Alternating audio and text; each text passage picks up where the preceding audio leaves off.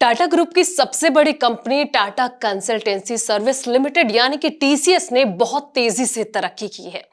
मामूली सॉफ्टवेयर बनाने से शुरुआत करके ये देश के आईटी सेक्टर की नंबर 1 कंपनी जो है वो बन गई है। चलिए इस वीडियो में जानते हैं कि इस कंपनी की तरक्की के पीछे के क्या कारण रहे हैं और साथ ही कितना फायदा इस कंपनी को हुआ है। और साथ ही जानेंगे कंपनी से जुड़ी हर एक छोटी बड़ी जानकारी जिससे आप अनजान हैं। नमस्कार दोस्तों, मैं हूं आपके साथ संध्या बिष्ट और आप देख रहे हैं द इकोनॉमिक टाइम्स हिंदी।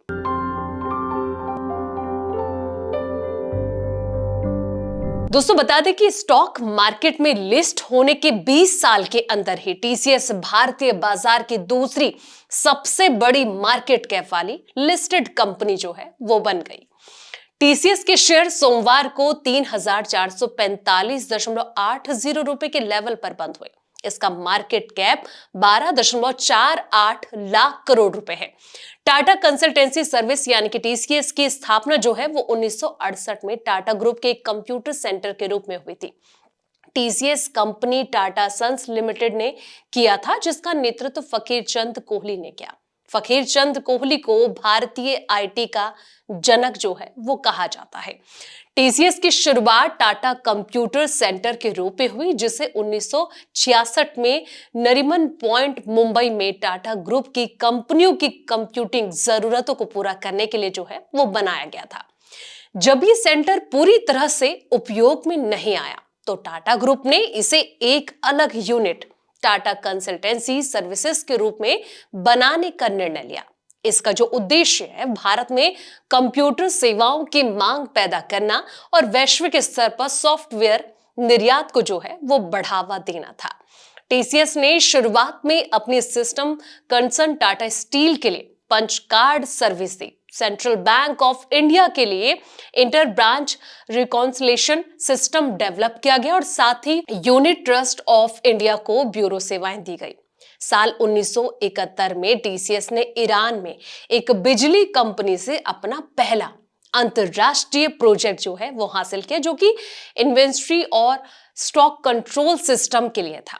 यह भारत से बाहर टीसीएस का पहला कदम था।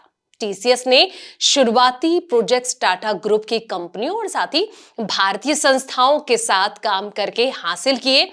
इसके बाद कंपनी ने जो है वो ग्लोबल मार्केट में कदम रखा। साल 1970 के दशक में टीसीएस ने बरोज के साथ साझेदारी की, जिसके तहत भारत में बरोज प्रोडक्ट का डिस्ट्रीब्यूशन जो है वो किया गया और उनके ग्लोबल क्लाइंट के लिए सॉफ्टवेयर जो है वो निर्यात किया गया था। साल 1979 में टीसीएस ने न्यूयॉर्क में अपना पहला फॉरेन सेल ऑफिस खोला। इस दौरान टीसीएस ने इंस्टीट्यूशनल ग्रुप, इंफॉर्मेशन कॉर्पोरेशन जैसे कि प्रमुख क्लाइंट के साथ कॉन्ट्रैक्ट जो है हासिल किए गए। 1980 के दशक में टीसीएस ने स्विस नेशनल बैंक और स्विस सिक्योरिटीज कॉर्पोरेशन जैसे कि बड़े अंतरराष्ट्रीय प्रोडक्ट हासिल किए, जिनमें दुनिया का पहला रियल टाइम सिक्योरिटीज क्लियरिंग और सेटलमेंट सिस्टम जो है शामिल किया गया था।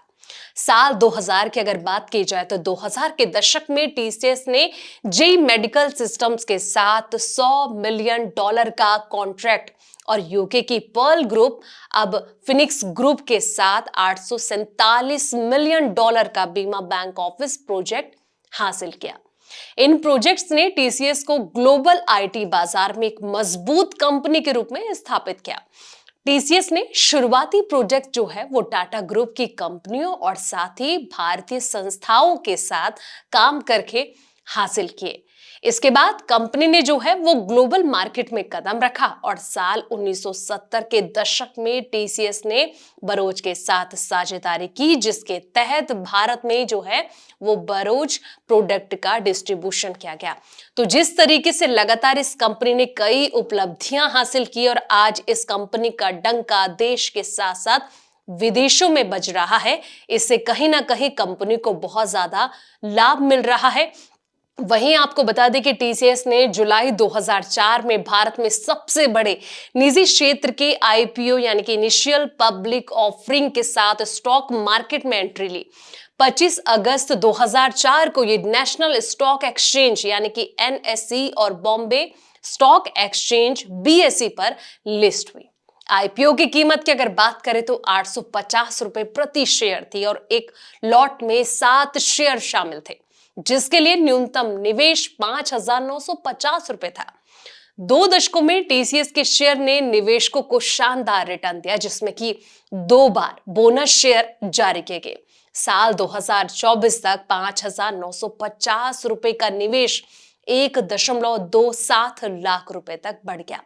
टीसीएस में साल 2024 तक 6,12,724 कर्मचारी, जो इसे भारत का चौथा सबसे बड़ा नियोक्ता बनाता है। टीसीएस 55 देशों में 180 डिलीवरी सेंटरों के साथ काम करती है, जिसके लिए बड़े पैमाने पर कर्मचारियों की जरूरत होती है। टीसीएस ने बैंकिंग, बीमा और रिटेल जैसे क्षेत्रों में बड़े कॉन्ट्रैक्ट जो हैं वो हासिल किए, जिनके लिए मैन पावर की जरूरत होती है।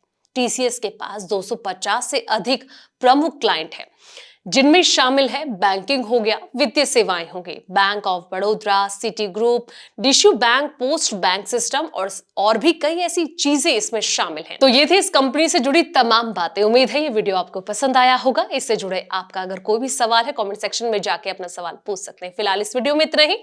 जानकारी भरे ऐसे ही वीडियोस के लिए आप देखते रहे द इकोनॉमिक टाइम्स हिंदी।